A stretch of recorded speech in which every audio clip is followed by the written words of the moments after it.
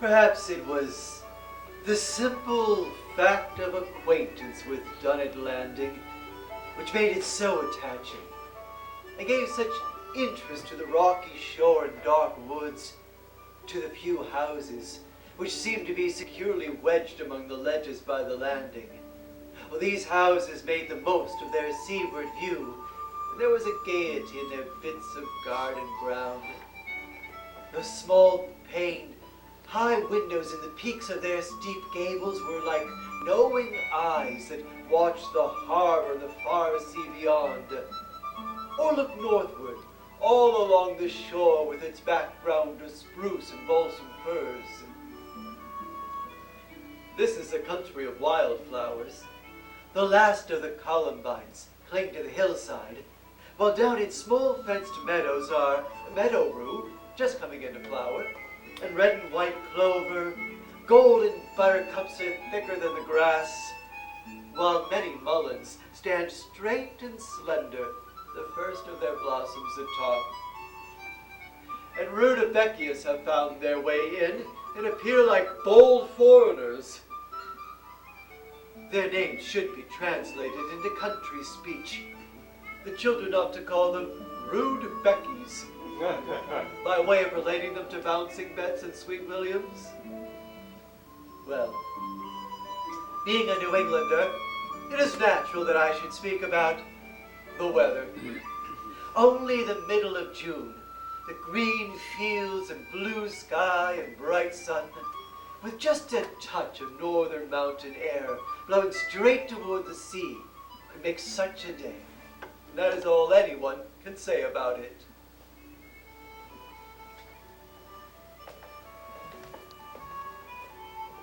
After a first visit made 2 or 3 summers before, a lover of Dunnett Landing returned.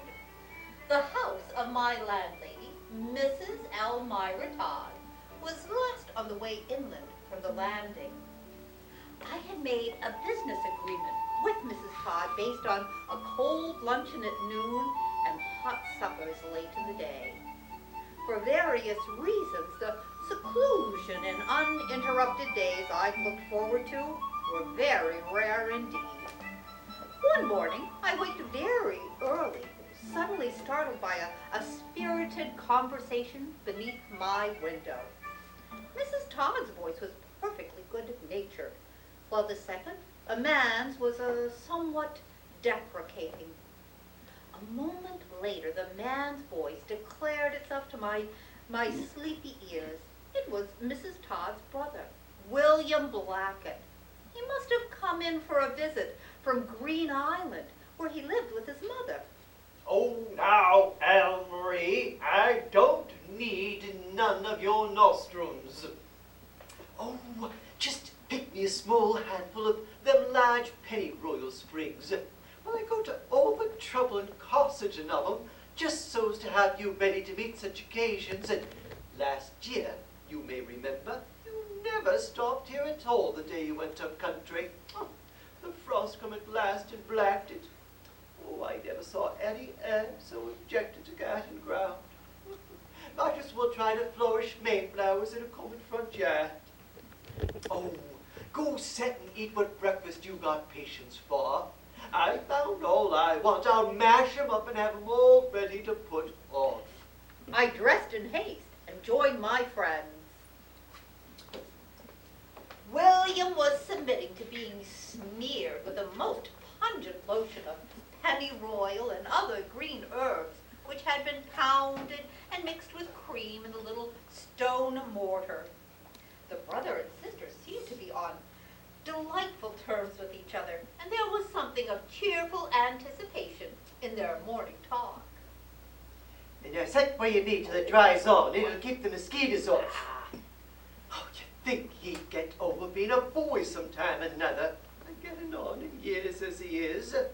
And you'd think he'd seen full enough of fish, but no, once a year he has to break loose like this, travel way up back of the old boating farm and go trout fishing. I want a change, and the prettiest trout brook you ever saw. Oh, if he ever brought home more than a couple of minis, 'twould seem worthwhile.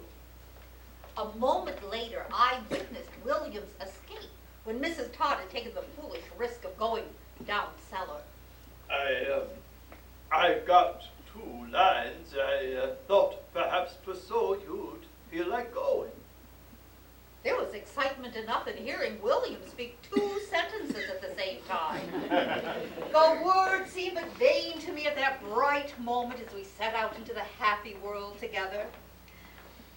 William had a peculiar way of giving silent assent when one spoke, but of answering unspoken thoughts as if they reached him better than words.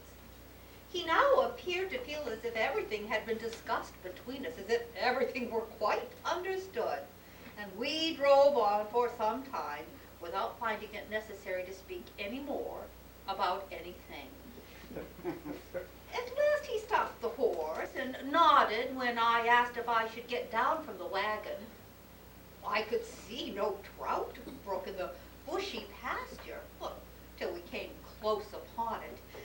Then we entered a scraggly forest of spruce and firs mixed into a tangle of swamp maples and alders which stretched on either hand up and down the stream. The sun was hot and bright by this time. William cut and trimmed for each of us a slender rod. As we solemnly arranged our hooks and lines, I felt his glances change from anxiety to relief when he found I was used to such a gear. We parted company happily and with a pleasing sense of companionship.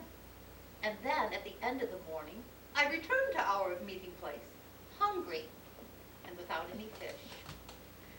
William was already waiting, and, well, we made no mention of the matter of trout. We ate our luncheon with good appetite and then sat for a while longer in peace and quietness on the bank. I don't know we need head for home. It's early yet. I guess I'll go up along and ask after Thankful Heights folks. Oh, Mother'd like to get word. We went northward along a rough road across a bare-looking, sunburnt land full of tiresome long slopes, and I could not help observing the forlorn look of the farms. Presently, we went down a steep hill, and then we entered a large tract of dark spruce. Well, we were quite half an hour going through these woods. I thought we would emerge into more pasture land. But the high wood grew square against an old stone wall in a sunshiny open field which sloped up to a bare, unpainted house. There's the sheep. You see all the sheep? They do so well because they are shepherded, but you can't beat sense of some folk. You mean someone stays outdoors with the sheep and guards them? Oh, yes. Esther observed years ago in her reading that they don't turn out their flocks without protection anywhere but in the state of Maine. Well, most folk about here gave up sheep herding years ago out to the dogs. So Esther gave up school teaching. She went out to tend her flocks and has shepherded ever since, and done well. I found myself possessed with a surprising interest in this shepherdess standing off in the hill pasture with her great flock like a figure of Malay high against the sky. Everything about the old farmhouse was clean and orderly. We entered an old-fashioned country kitchen, its floors scrubbed into unevenness and its doors well polished by the touch of hands. In a chair facing the window sat a masterful-looking old woman. William introduced me to Mrs. Thankful Height before going off to find her shepherdess daughter, Esther. Are you feeling all right this morning, Mrs. Height? Don't talk too loud, it jars a person's head. There, and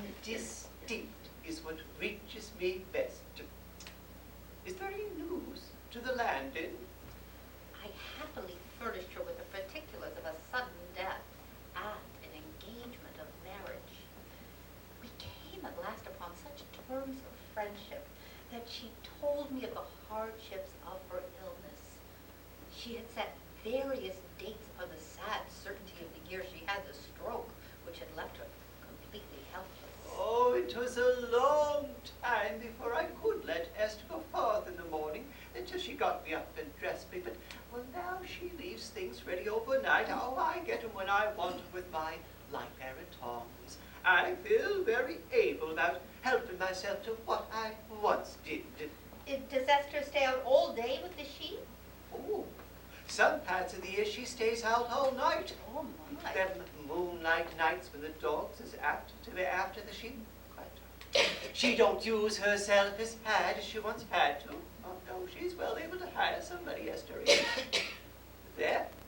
I mean, you can't find no hired man who wants to get up before 5 o'clock nowadays. It ain't as it was in my time. They're liable to fall asleep, too. Why, the moonlight nights, she is so anxious that she can't sleep, so out she goes. There's some kind of fold, well, she calls it, up there in a sheltered spot. She sleeps in a little shed that she's got. She built it herself at the lambing time, for whenever them poor foolish creatures get hurt or anything. Must be beautiful up there in the hill pastures. Oh, well, I've never seen it myself. Oh. Well, she says that it's a lovely spot, always pleasant in any weather. Yes, used to think I'd head up to see it sometime, all the other spots that she lives in, but, well, I shan't now. No, I'm beginning to go back, and, oh, it ain't surprising. I kind of got used to disappointments. Where do you suppose they be? Oh, that Esther, she must have been out to the forage or everything. William might have had sense to return instead of searching about. I would inquire him about his mother. Just step to the door, dear. Look to see if you can't see them. Once outside, I looked anxiously in the direction William had taken, and I was astonished to see the sheep so near that I wondered we had not heard every bleat and the tinkle of every bell. And there, within a stone's throw, were William and Esther engaged in pleasant conversation. They had not known it was so late in the afternoon.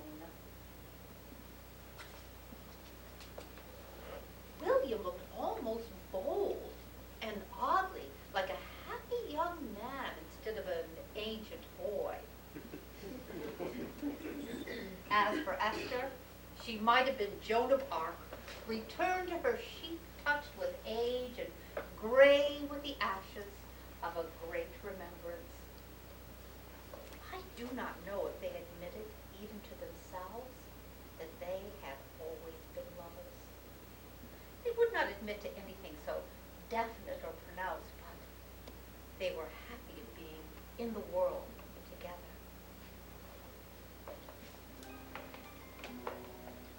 Esther walked across the field with us beside the wagon. William said goodbye and gave her a quick nod, but he did not turn to look back, though I did, and waved my hand again. Thus, the grave annual visit had been changed from a hope into a happy memory. You can see all the way to the sea from the top of that pasture hill. Can you?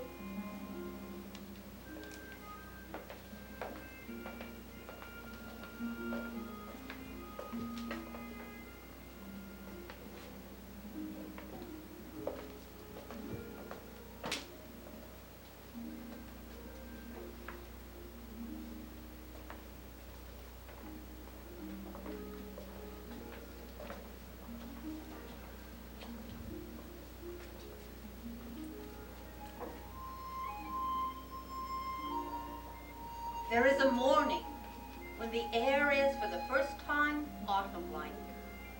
Perhaps it is a hint to the squirrels to get in their supplies for the winter, and I find myself lamenting that the world must fade again. The marshes are already faded. their surface soft and brown, though the shores of all the creeks are still bordered with vivid green, so that the somber coat of the wide country is laced with ribbons of green and decorated with bold and narrow bands of blue. The world is charmingly gay with all these colors and decorations, but it is a merrymaking and a teetering and defeated kingdom. There's a sadness in the air. It is a commemoration of past glories rather than a heralding of any yet to come. There are scraggly thickets of upland sumac, leafless, holding high their ungainly heads of red berries. There are stout barberry bushes, their ungathered fruit hanging in brilliant clusters. The blueberry bushes make dark red patches all along the hillside, and the goldenrod and asters, which once looked so gay in the open fields, now stand in faded, frost-bitten companies. The sea has been rough and cold for days now, and the sailors look forlorn. As they go out, they put on their ancient greatcoats with huge flaps to the pockets and large horn buttons. They look contemptuously at the weather vane, which always points to the north or to the east.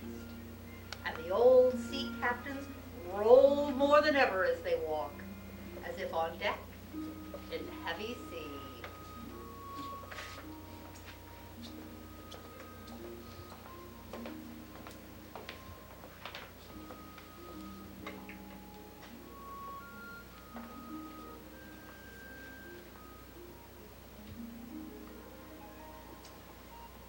I don't know why.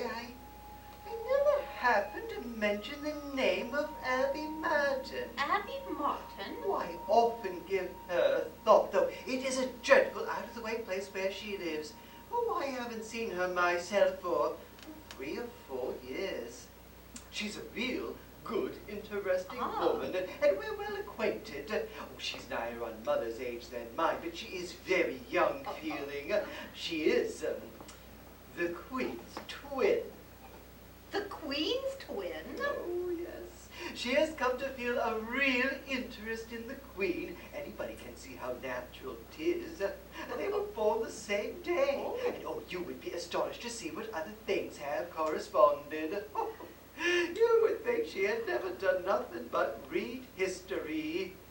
Oh, I've often and often heard her allude to the facts, but now that she's got to be older and the hurry's over with her work, she's come to live a good deal in her thoughts, and I tell you, it is a sight of company for her. If you want to know about Queen Victoria, Miss Abby Martin, she will tell you everything. I do hope that she will ask you into her best room where she keeps all of the Queen's pictures. Yes, I think likely that she will ask you, though, well, it ain't everybody she deems worthy to visit them. Oh, I can tell you that. She's been collecting them, cutting them out of newspapers and magazines. Oh, time out of mine. She's near covered her best room wall now, and she keeps that room shut up sacred as a meeting house. Oh, she's made some sort of pretty little frame for 'em all, too. You know, there's always some new fashion and frames coming round. First was shell work. Oh, and then there were pine cones. Oh, yes, and beadwork has had its day. But now, well, she is much concerned with perforated cardboard, worked with silk. Oh, I tell you, that best room, it is a sight to see. But you mustn't expect anything elegant. No, Miss Martin has always been in very poor, struggling circumstances.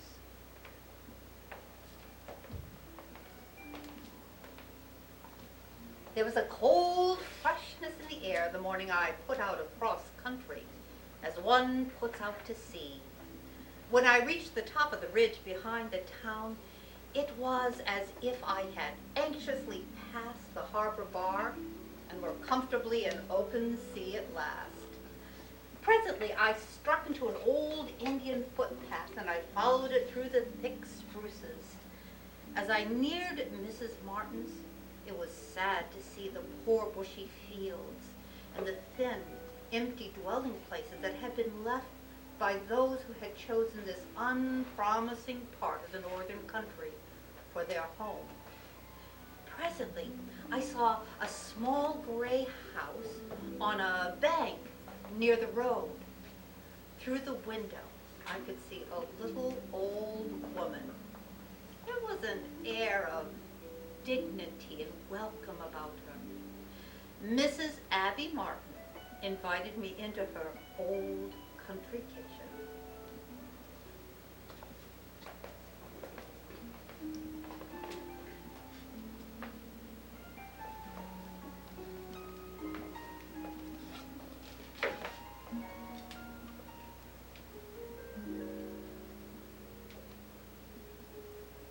Well, the weather will be growing dark in London soon. I expect that you have been to London, dear. Oh, yes, only last year. Oh, 'tis a great many years since I was there. It was the only voyage that I ever took. In those days, they didn't object to a woman's being on board to wash and mend. Voyages were sometimes very long. That was how I come to see the Queen. Oh, I'm glad you got to see the Queen. Mrs. Todd told me that you and she were born on the very same day. We were indeed, dear. It was a most remarkable thing. We were born on the same day and at exactly the same hour. Well, I mean, after you allow for all the difference in time. Her Royal Majesty and I opened our eyes on the world together. You say what you might, it is a bond between us. And I married a man by the name of Albert, just the same as she did, in all my chance, for I didn't get the news that she had an Albert of her own until a fortnight afterward. News was so uncommon that it is now. My first baby was a girl. I called her Victoria, after the Queen. But my second was a boy, and my husband, he wanted the right to name him. So he took his own name, Albert, and that of his brother Edward, and pretty soon I saw in the paper the little Prince of Wales had been christened exactly the same. Well, after that, I sort of made excuse to wait till I knew she named her children. I mean, I didn't want to break the chain, and so I had an Alfred and my darling Alice that I lost long before she lost hers. If only I could have had a dear daughter to stay at home with me, the same as her youngest. I should have been so thankful. If only one of us could have had a little Beatrice, I am glad 'twas the Queen. Well, we both seem troubled that she hasn't had the greatest care. Do you live here alone, Mrs. Martin? Oh, yes, I've lived alone most of the time since my Albert was taken away, and I've always lived here. Oh, I like the Queen's Majesty. This is the only palace that I've got.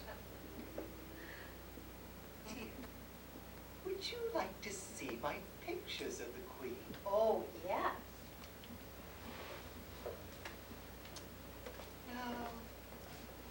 No, I don't require what the Queen does, but I've sometimes thought that perhaps 'twas left to me to do those plain things that she just don't have time for.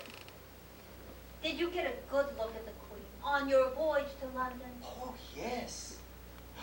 Our ship was lying in the Thames, and I heard that the Queen was going to a great review of her army and would ride out of her Buckingham Palace about 10:30 in the morning. So I run after Albert, my husband, and my brother Horace, and I told them they must want to take me. So then I went and got ready, and we set sail in the small boat and rowed upstream, and I was afraid we were too late, but the tide was setting up very strong, and we landed, and I ran all the way up them great streets and across a path. Oh, it was a great day with a sight of folk everywhere, but it was all as if they was nothing but wax images to me. I kept asking my way and running on, and just as I worked to the front of the crowd by the palace, the gates was flung open and out she came, all prancing horses and shining gold, and oh, in a beautiful carriage there she sat. It was a moment of heaven to me. I saw her plain. She looked right at me, just as if she knew that there was something different between us and other folk. Oh, and Prince Albert, he was in the carriage beside her. Oh, he was a beautiful man. Yes, dear, I saw them both together, just as I see you now. And then, in another minute, the queen was gone out of sight. The common crowd was all pushing and cheering and spread all round the place. It was all as if I was living in a lovely dream. I don't know how to explain this, but, well, there just hasn't been no friend who I have felt so close to me ever since. Or sometimes, I seem to have her all my own. Just as if we lived right together. I've often walked out into the woods to tell her what my troubles was. Oh, it always seemed as if she told me it was all right, but we must have patience. And I got a beautiful book about the Highlands, too. That was dear Mrs. Todd who got a copy for me. Oh, it's been a treasure to my heart, just as it was written right to me. We do think alike about so many things. She has been the great lesson that I've had to live my life by. Oh, she's been everything to me. And when she had her jubilee, oh, how my heart was with her. Do you know, sometimes I think now that she is older, maybe she might like to know about us. I mean, when I think how few old friends anybody has left at our age, I suppose it might be the same with her as it is with me. Maybe she would like to know how we came into life together. Of course, I've had the great advantage in seeing her. I can always fancy her going on while, oh, she don't know nothing at all about me yet. But she might feel my love stay in her heart sometimes and not know quite where it comes from. I dream about our being together, out in some pretty fields as young as we ever was. I wonder if she ever has that dream too. I used to have days when I made believe she didn't know it was coming to see me. I have never told this to another living soul, but I feel that you will understand. There was this one day when I got to thinking so about my dear queen, living so in my thoughts that I went right to work and I got ready just as if she was really coming. Oh, I put my best fine sheets and blankets that I spun and wove myself on the bed. I picked some pretty flowers and I put them all around the house. And oh, I worked as hard and as happy as I could. Got as good a supper ready as I could get. Sort of telling myself a story all the time. That she was coming. I was going to see her again. And I kept it up till nightfall, but, well, when I saw the dark and it come to me I was all alone, then the dream left me. I sat right down on the doorstep and I felt all tad and foolish. Well, if you believe it, I heard footsteps coming. Oh, an old cousin of mine came wandering along. What I was apt to be shy of, for well, she wasn't all there as folks used to say, but oh, she was harmless enough, a kind of poor old talking body, so I went right out to meet her when I heard her calling, instead of fighting as I times did. She come in dreadful willing, and we sat down to supper together. Oh, that was one supper I should have had no heart to eat alone.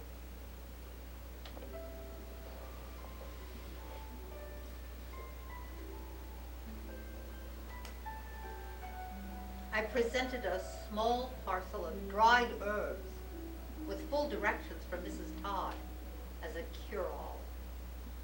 The midday visit seemed very short. I looked back when I reached the turn of the road, and I saw the Queen's twin through the window, still watching me away. And then I set out on the long way home, over the hill, through the dark woods, and across the heron swamp.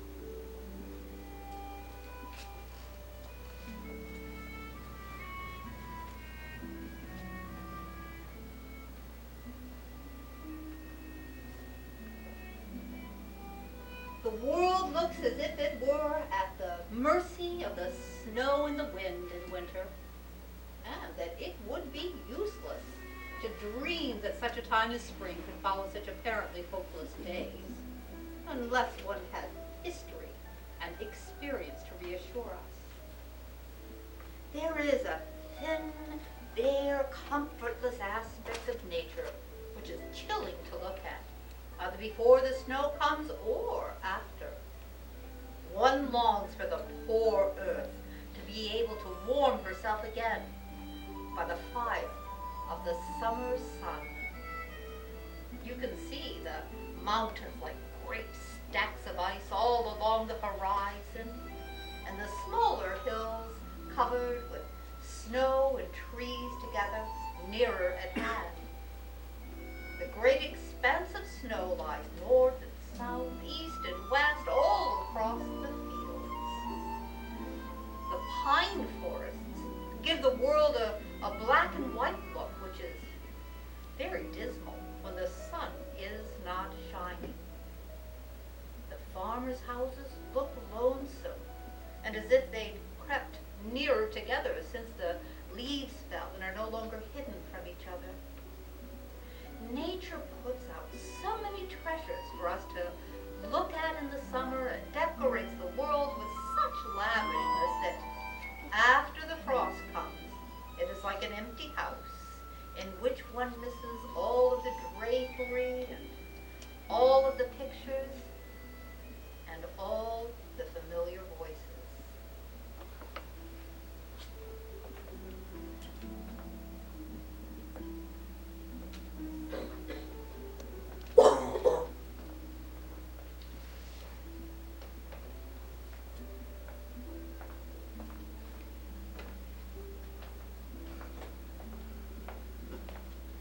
This storm. This makes me think of that night that poor Mrs. Captain Tolan died. Folks used to say these gales only brew when somebody's dying and the devil is coming for his own. Worst man I ever knew died a real pretty morning in June.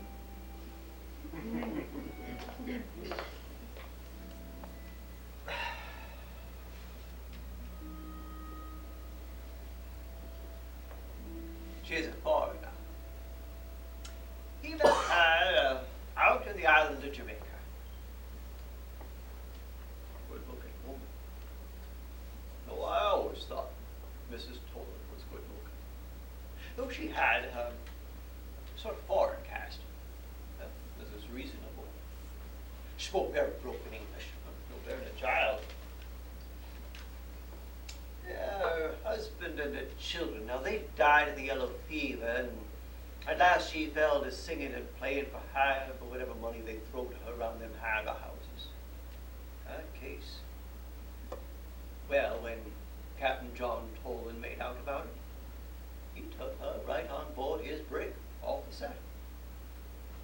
Oh, bless you. He come sailing into Portland, all in good time. They stepped right before a justice of the peace, and Captain John Tolan, he come parading home to Dunnett landing, a married man. I remember seeing him rolling by with his arms full of bundles from the Star, looking just as pleased and important as a boy. But then he went off to sea again. Gone a good many months. She took on dreadful and was down here on the wharf going back to Pontine by boat to take ship for that last voyage. Well, he acted kind of ashamed, Captain John did. Folks about here ain't so much accustomed to show their feelings. This was all before Father was lost on that last voyage of his. Now, he and Mother went up once or twice to see her. Father said there weren't a mite of harm in her. But somehow or another, a sight of prejudice arose. It was my mother. She invited the captain's wife to come with her one evening to this social sack-up that was down to the meeting house vestry, so she could get acquainted a little. Oh, she appeared very pretty, till they started to have some singing to the melodeon. Well, Mary Harris and one of them younger Kaplan girls, they undertook to sing a duet and sort of flatted. She put her hands up to her ears, she gave a squeal, and she went quick as could be, and she gave them the right notes. She could read music like plain print. Well, she made him try it over again. Real well and real pleasant, but that didn't suit. And she made faces when they got it wrong, so we were all sitting round, grim as dishes, when my mother, who never expects ill feeling, she asked the captain's wife if she would sing something. So up she got, poor creature. She begun to sing a lovely little song, standing in the floor that seemed to have something gay about it that kept repeating, and nobody could help keeping time. Then all of a sudden, why, she caught up this tin plate somebody had fetched to Washington buy-in, and she began to drum on it with her fingers like one of them tambourines, and went on singing faster and faster, and the next minute she began to dance a pretty little dance between the verses as light and pleasant as a child. I couldn't help seeing how pretty it was. We all got to trot on a foot and some clapped their hands quite loud, keeping time. It was so catching. It seemed so natural to her. When one of them but enjoyed it, she just tried to do her part, and some urged her on, till she stuck with a little twirl of her skirt, and she went and took her place again by my mother.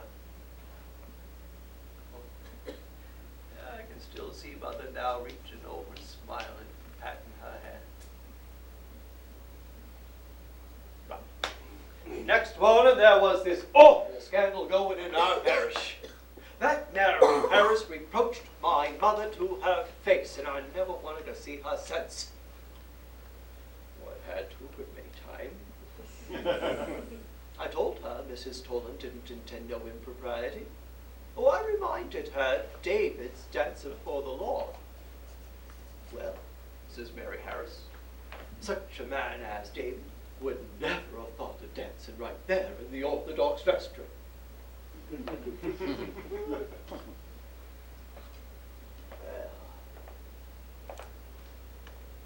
Now, Captain Tolan, he was lost with his ship in the Straits of Malacca. And of course, what didn't come for a good while after it happened. The letter come from the owners to my uncle, Captain Lorenzo Bowden. Hey, he's in charge of Captain Tolan's affairs at home. Well, he come for me and told me I must go with him to the house. I remember when we got near enough, I could see that best room was all lighted up, and I could hear that guitar going. She was singing.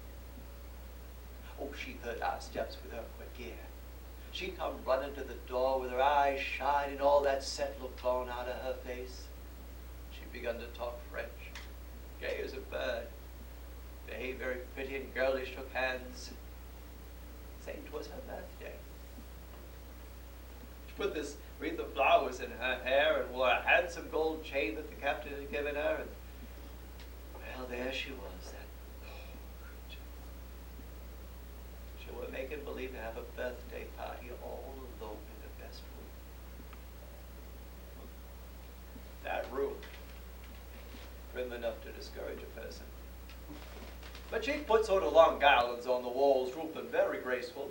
Sight of green boughs in the corners, looked lovely, all lit up with a lot of candles. Well, she beheld our countenances, and I expect they was telling everything plain enough. Captain Lorenzo, he spoke those sad words to her as if he were her father. She wavered a minute, and she went. No one could catch hold of her. We tried to bring her to herself, but failed, so we carried her upstairs. She lived some time after the news came, but it wasn't what you call living.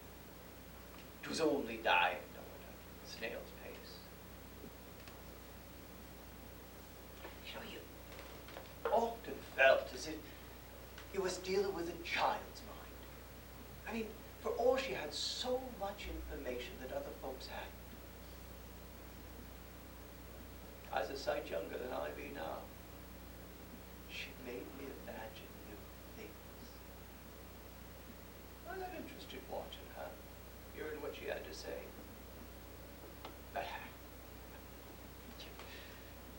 You couldn't get to no affectionateness with her. Oh, I used to play me sometimes. We was real good comrades going out for an afternoon, but I never give her a kiss till the day she laid in her coffin. Come to my heart, there was no one else to do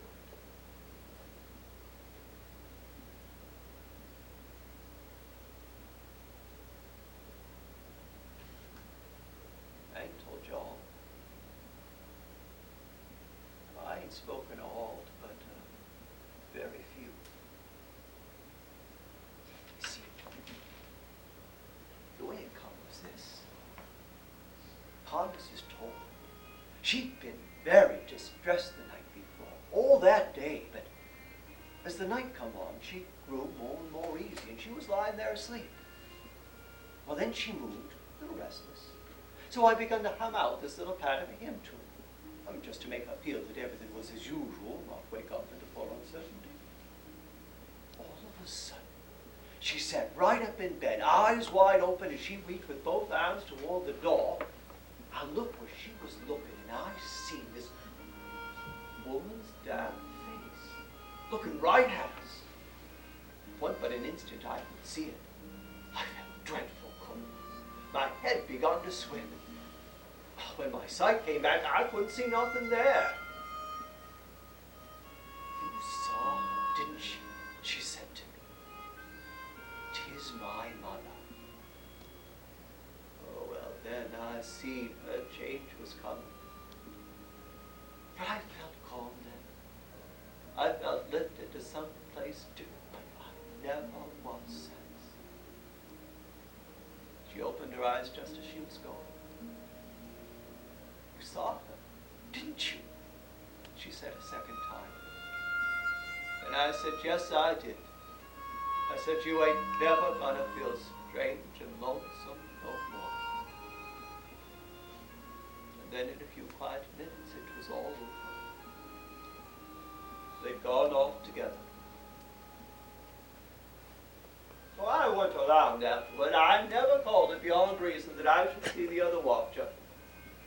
And so plain enough, there was somebody with me there in that room. Oh, there goes the Boston boat out. Pretty much on time. You wait to hear them steamers call it when they're battle on a heavy night in winter coming on the coast. Yeah, there goes the boat. Well, they'll find it rough at sea. But the storm, well, it's over.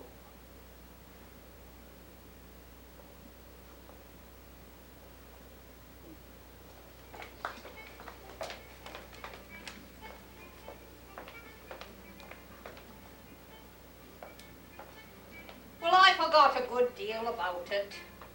You see, 'twas most 50 years ago, and, well, I wanted 17 or 18-year-old. He is a respectable man, Mr. Daniel Gunn, and captain in the militia, too, in his day. He is well off, but he got sunstruck, and never was quite right in the mind afterward. Well, when he was getting better, after the stroke, whoop, his mind was dreadful wandering.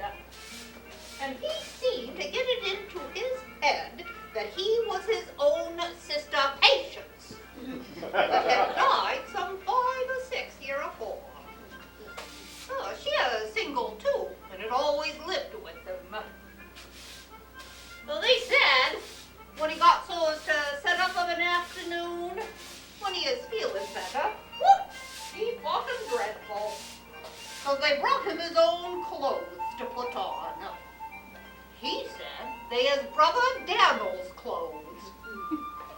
They brought him an old gown, let him put on, and he as peaceable as could be. Well, the doctor, now he told them to humor him, and they thought 'twas but a fancy, and he'd get over it. But the next day, he made him get the gown again, and a cap too, and whoop, he used to set up alongside of that bed, prim as a dish. Now he used to fuss with some knitting work he got hold of somehow, and now sometimes he'd make him fetch the cat, because Patience had a cat used to set alongside her. Folks used to call him Miss Daniel Gunn. He is small-featured, smooth-shaved. I don't know as to come in sudden, you'd have knowed he was a man. Well, except for his hair, that stood up all straight and short on top, as men folk had a fashion of combing their hair then. And I must say, he did make a dreadful ordinary-looking woman. Well, the neighbors, they got used to his ways, and land, I didn't think nothing of it after the first week or two. Now his sister's clothes that he wore at first, they's too small for him. So my cousin Stattery, that kept his house, she made him a linsey-woolsey dress with a considerable short skirt, and whoop, he is dreadful pleased with it.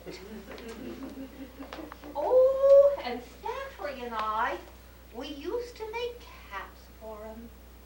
Oh, he wore the kind all the old ladies did then, with a large crown close about the face. I've got some laid away upstairs that was my mother's. Mother wore caps considerable young, mother did.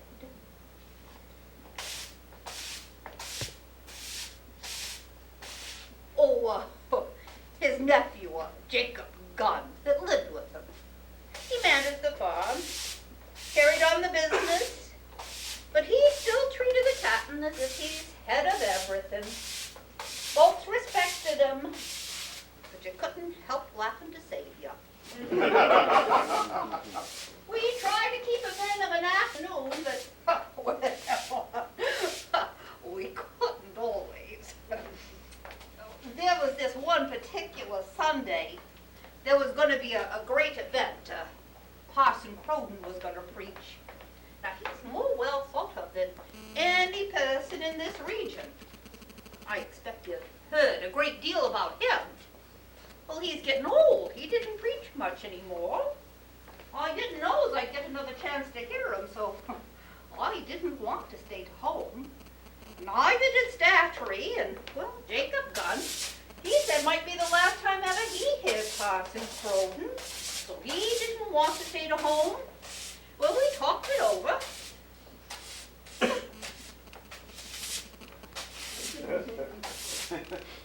We got a young boy to come sit alongside of the captain till we got home. Now, the captain, he hadn't offered to go out of an afternoon for a long time.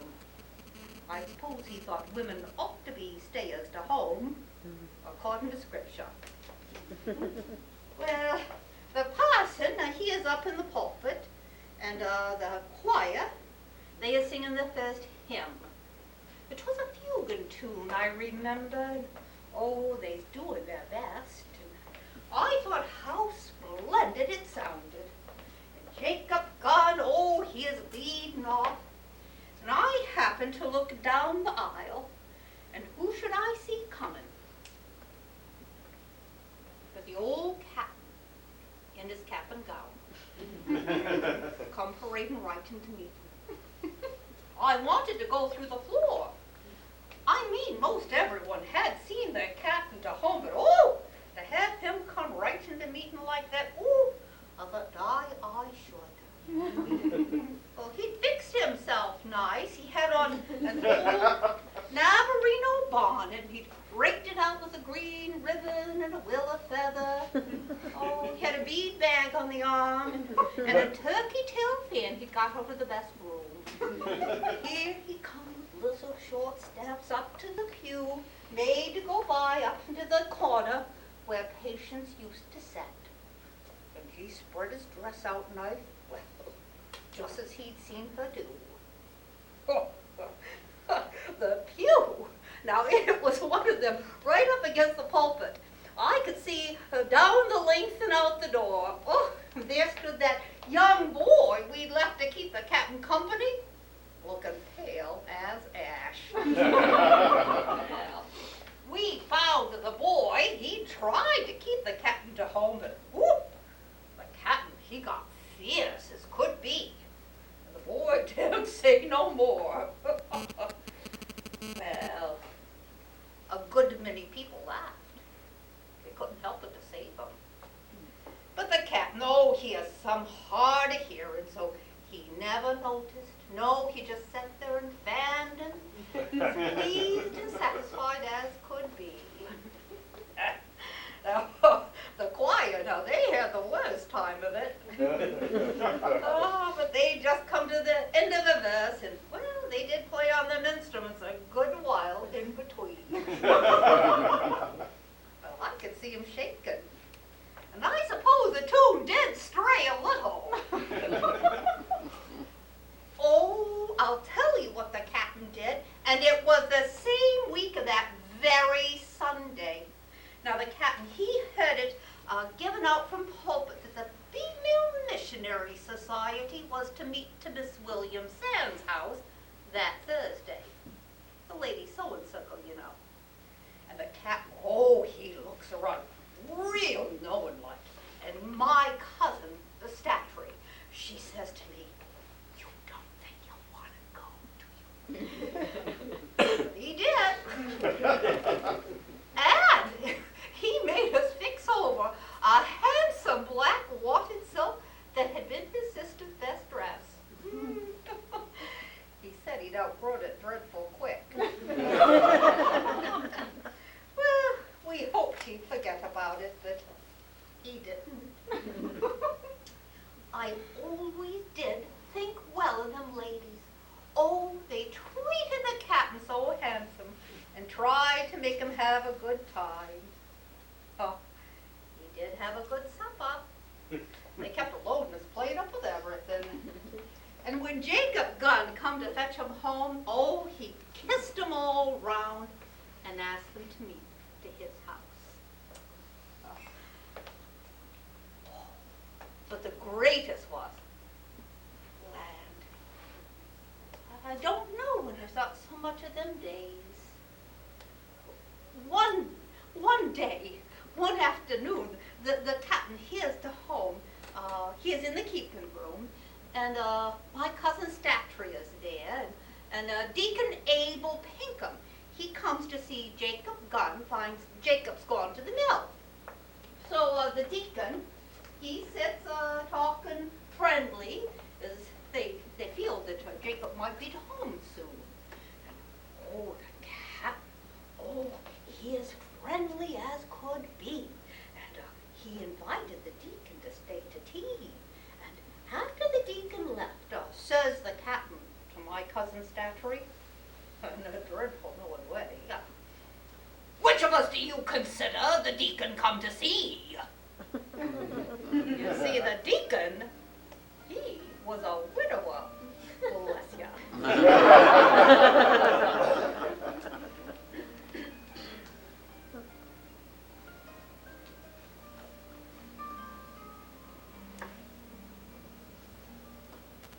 On a lovely day in early spring, the first warm day of the year, people who have been housed all winter come out looking pale, as if they have been hidden or lost for months.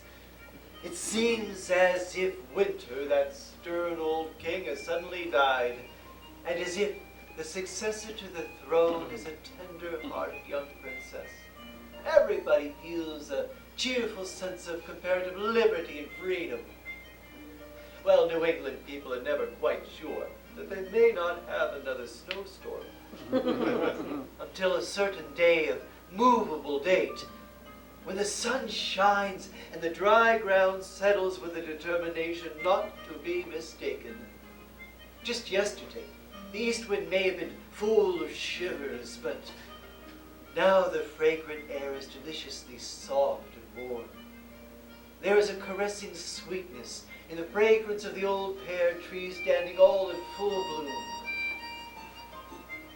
The box sends up its heavy, quaint odor, the lines of its winter-faded leafage leading straight down the old path, and the narrow lane is prettier than ever, with its sheltered turf as soft as velvet, and an early dandelion or two shining against the fence.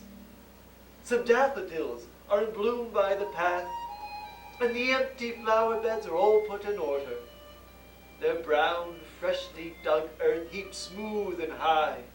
Oh, how neat and clean, how promising it all looks. The coast had a wintry look, though it was already late in May. All the shore looked cold and sterile, and as the day went on, the sea grew colder. I was very chilled and tired when I came at last up the lower bay and saw the white houses of Dunnett Landing. They had a friendly look, these little houses, as if they were all coming down to meet a fond and weary traveler. I could hardly wait to step off the boat. I took my little portmanteau and walked up the hilly road to Mrs. Todd's house. My heart was beating like a lover's as I passed the garden on the way to the door. And then, on my homesick heart, fell the voice of Mrs. Todd.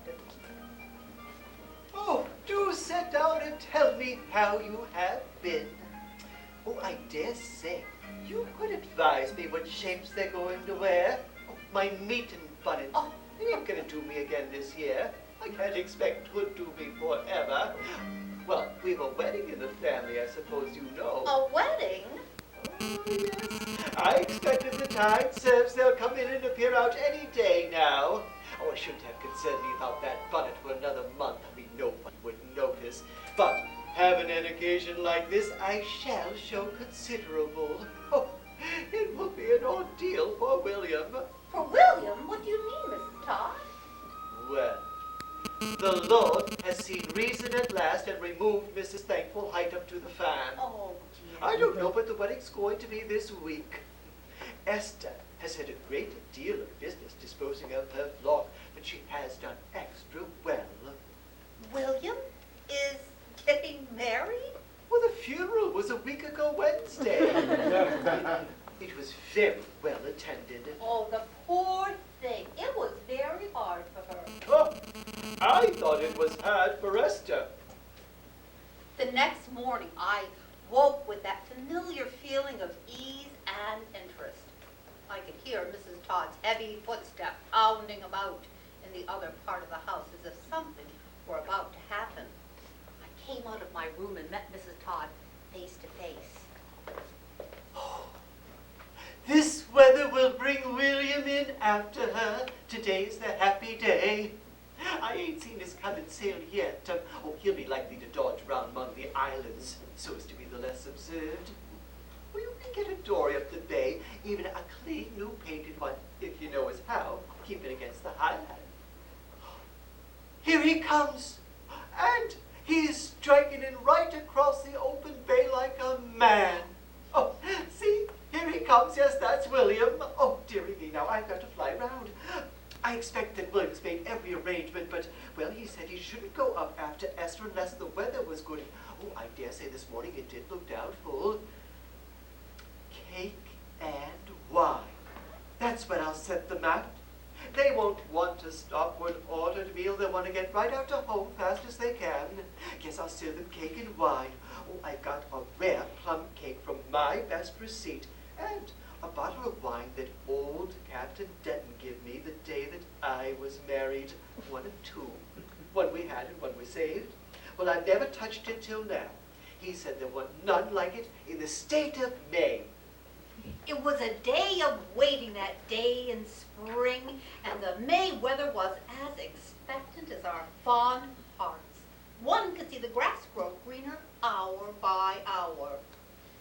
It is a solemn thing to sit and wait for the great events of life. Most of us have done it again and again. To be expectant of life or expectant of death gives one the same feeling. Mrs. Todd was in her highest mood, and for what conversation we had was in her most abrupt and incisive manner. I thought you comprehended everything the day that you was up there. Yes. Williams made this pretext to go and fishing for the last time.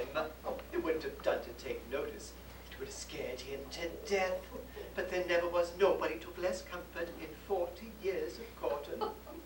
No, William won't have to make no more pretext. So you knew where he was going that morning. Oh, I did. You're just in the nick of time to advise me about a bonnet. They say that large bows on top is liable to be worn. Some acquaintances from Black Island, for whom Mrs. Todd had little preference or liking, stopped by with a poor, sickly child, seeking Mrs. Todd's medical advice. Then, Mrs. Todd's arch enemy, Mary Harris, appeared at the side door. She was on hand for all the news.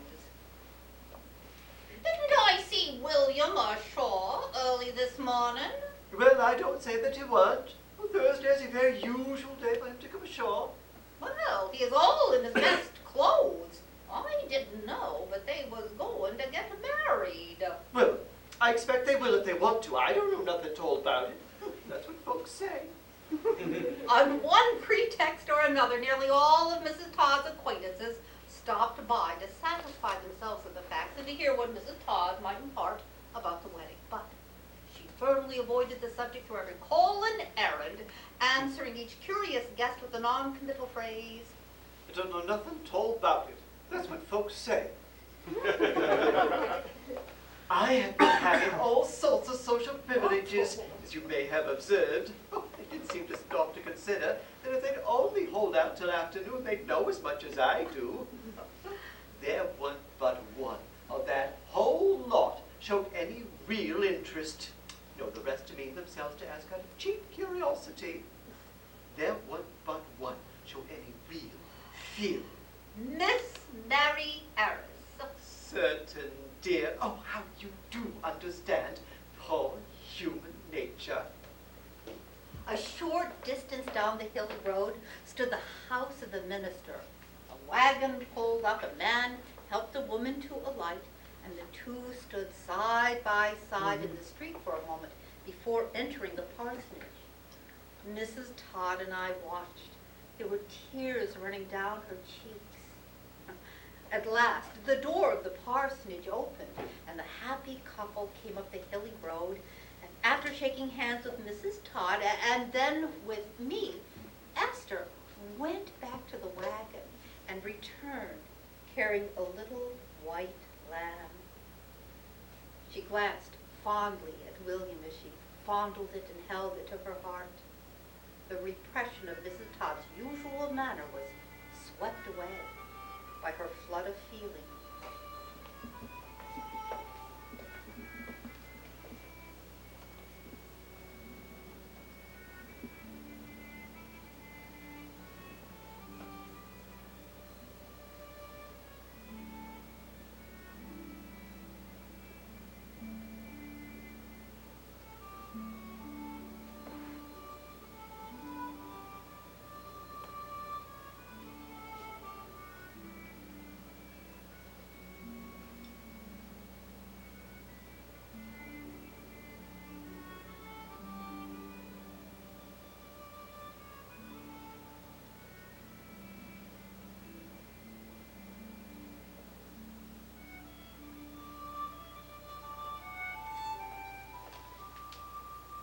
We took the cake and wine of the marriage feast together all in silence, like a true sacrament.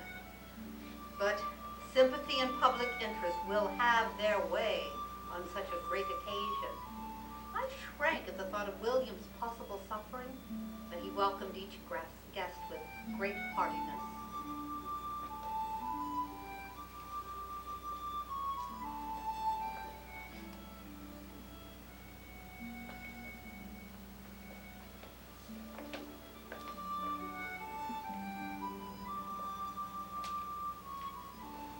At last we walked William and Esther down to the waterside. William shook my hand and looked me full in the face to be sure I understood how happy he was. Then he stepped into the boat and he held out his arms for Esther. She was his own at last.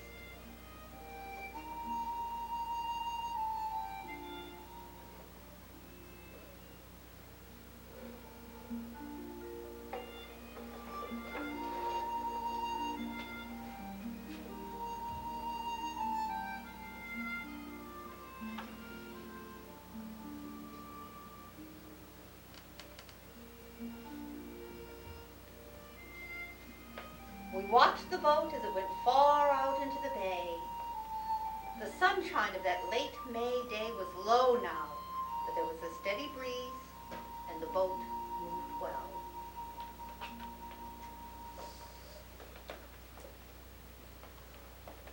St. Teresa says that the true proficiency of the soul is not through much thinking, but through much loving. I've never felt love in its simplicity as I have found it at Dunnett Landing, in the various hearts of Esther and Mrs. Todd and her brother William Blackett. It is because one comes to know them, loving, wise, and true, in their own habitation. Their counterpart is in every village of the world, thank heaven. And the gift to one's life is only its discernment. The thought of Dunnett Landing will always bring to me long, quiet days, reading on the rocks by the water, the fresh, salt air, the glory of the sunsets, the wail of Sunday psalm singing in the churches, yellow lichen growing on trees and houses and old stone walls, boating, wanderings ashore. How kind everyone was.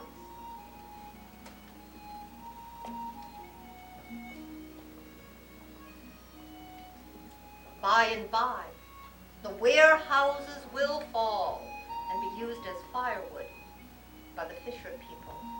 The wharves will be washed away by the tides. Then I shall return to Dunnett Landing. I should like to walk along the beach at sunset and watch the colors of the marsh and the sea change as the light in the sky goes out. It will make the old days come back vividly. I should see the roofs and chimneys of the town and the great chantry elms black against the sky. A little later, the marsh fog will show faintly white, and I should feel it deliciously cold against my hands and face. I would look up and see a star. The crickets would chirp loudly. Perhaps some late seabird would fly inland. And then turning, I should see the lighthouse lamp shining out over the water. And the great sea would move and speak to me lazily in its idle high tides